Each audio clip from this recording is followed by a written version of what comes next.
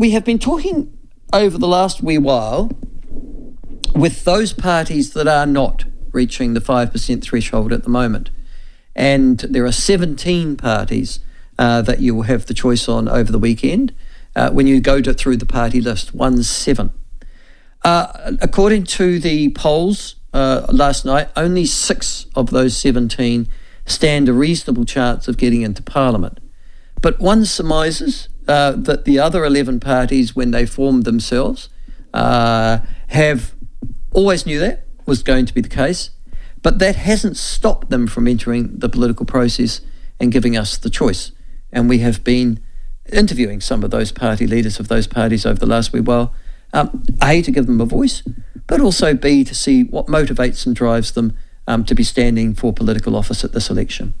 Now, one of those parties that has just formed this year, as I understand it, and has a very specific agenda in mind, is the Women's Rights Party. And we are joined by the party secretary and I think a co-founder of that party, Jill Ovens, and she joins us now. Jill, welcome to the show. Lovely to have you on. Yeah, hi, thanks. Yes, I am one of the co-founders and a co-leader of the party as well. Right. Jill, tell me, you come from a Labour background, I think. Is that right? Well, I was originally with the Alliance and then went into the Labour Party when I was with the Service of Food Workers Union, which is affiliated to Labour. And so I was president of the Labour Party affiliates, and for several years I was on the Labour Party Council as well, and was very active in South Auckland in the Labour Party. Yes, so you, as I remember you as a Labour Party activist and a pretty prominent one as well, holding high rank. Why have you been involved then in forming the Women's Rights Party?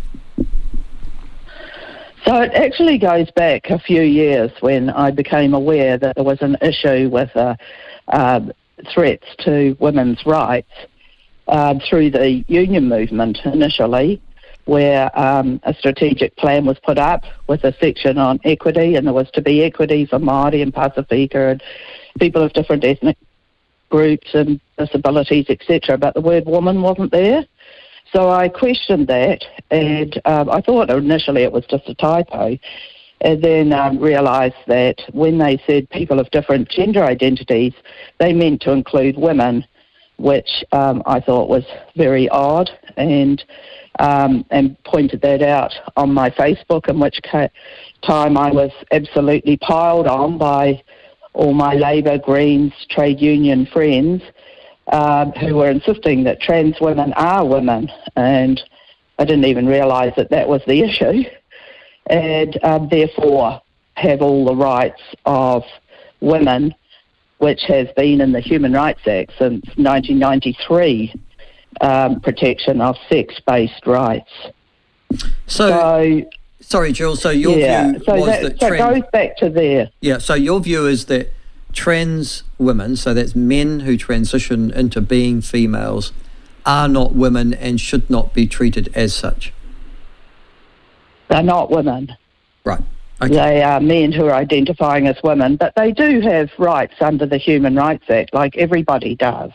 But there are some specific rights that apply on the basis of people's sex, which is your biological sex, whether you're a man or a woman. And they protect men as well. They protect men's spaces, like in dormitories. It's possible to have boys' dormitories, girls' dormitories, and that's not a discrimination on the basis of sex, because there's exceptions in the Human Rights Act. But all this has been under the radar, undermined over the last few years, whereby self-sex ID came in terms of birth certificates. Men who identify as women have always had the ability to change their sex on their birth certificate, but they had to prove that they were living as a woman, and there was various barriers that they had to, go over. But now you just go online and you can change your sex as often as you like. So the birth certificates become quite meaningless. And what it's done is it's sort of opened Pandora's box, that all spaces that were initially specific for women and girls, like changing rooms, like women's only swimming or aerobics or sports. It's now thought to be fair game that men who identify as women can come into those spaces. And they, how do you know what their motives are? So the reason why we've had single-sex spaces is because men do act violently against women.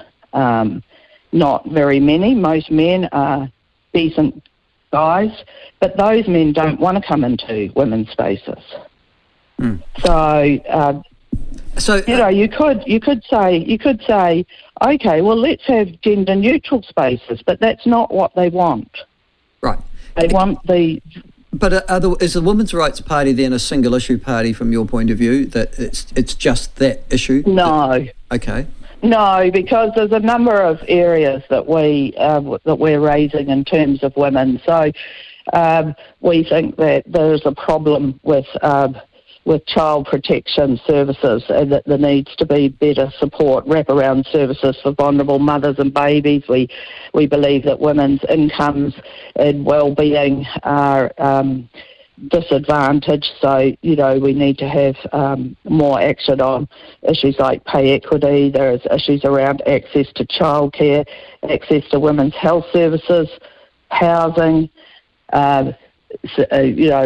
sexual violence against women. There's a raft of issues that we're concerned about, so we're not actually a single issues party. But the reason why we started the party is because we have tried to raise these issues within our political parties, and not talking only about the Labour women who are part of our party, but also National women, Greens women, and we've been getting nowhere.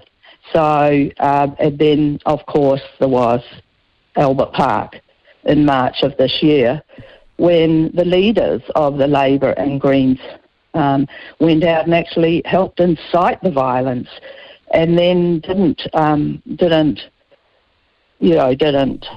argue against the violence afterwards. They actually endorsed it. And that's why we wanted to make sure that there was on the ballot this election the opportunity for women and men who want to vote, for a party that is standing against that sort of violence, that is standing against what's happening in our schools, and that is standing for the protection of women's and men's, actually, and girls' and boys' sex-based rights. I mean, you've got this thing where now they want to put cameras in bathrooms in schools, and they're talking about vaping, but they're also talking about a lot of bullying and harassment that happens in those bathrooms, not thinking that maybe one of the things is that we're not having separate boys' and girls' bathrooms being built into our schools. It's this sort of thing that is the reason why we wanted to be on the ballot, to give people an opportunity to vote, not just to have it at echo chambers and private little groups all over the Facebook.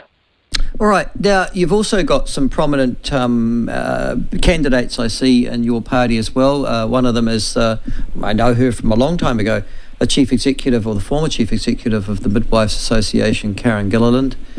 You've got another, I think she was a trade union activist, Prue Hyman. And I think she was also... Well, yeah. I mean, and are there any other... Prue Hyman is one of New Zealand's leading feminist economists. She was a professor at University of Victoria, and she was the head of the women's studies when it got closed down in 2009. Yeah, they're amazing women. We also have Marnie Forniasek, who represented New Zealand in whitewater kayaking and is now still competing in kayaking with the words "men shouldn't be in women's sports" on her kayak. Yeah. So there are some amazing women on our list. There's a young woman, Mackenzie Clark. Well, actually, I want to raise... Can I just raise that sporting issue with you? Yeah. Yep. And I want to share an anecdote with you, if I might, Jill, and get your response to it. My son is at boarding school, in a boarding school in Oamaru. and he is a mad keen football player. Mad keen. Soccer, as we would know it, but they call it football these days. And his school has a girls' football team, and they played recently another school, girls' school, in football, and lost quite heavily because there was a very good player on the other side who scored a lot of goals and seemed much more athletic than everybody else on the pitch. And he was a boy who was attending a girls' school. And his athletic ability and soccer skills shone out. The referee saw that he was a boy and looked like a boy and behaved like a boy and scored goals like a boy, so called over the other side to say, you've got a boy on the pitch, to which they were told he's transitioning and he's in the girls' team. And it was the referee who then got into trouble for even suggesting that there might be some sort of athletic unfairness in this particular issue. Is that the sort of thing you're fighting against? Yeah, so there's obviously a fairness issue there, but there's also a safety issue there, because it's not safe for men to be playing contact sports with women. And so, you know, we do have sports where you could say until somebody is like 11 years old that they could play soccer together as boys and girls before they go into puberty and before the boys get that advantage. But I've actually been told that a lot of girls, young girls, are put off sport because of the behaviour of the boys on the teams. So there's that aspect as well. Oh, you're but when you right. Yeah. get into puberty, when you get into puberty, that's a completely different matter. And it's not only unfair, it's unsafe.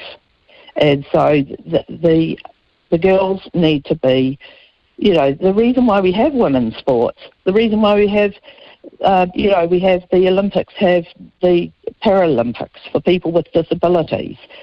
We have that because we want to have fairness in competition, but also it's got to be safe.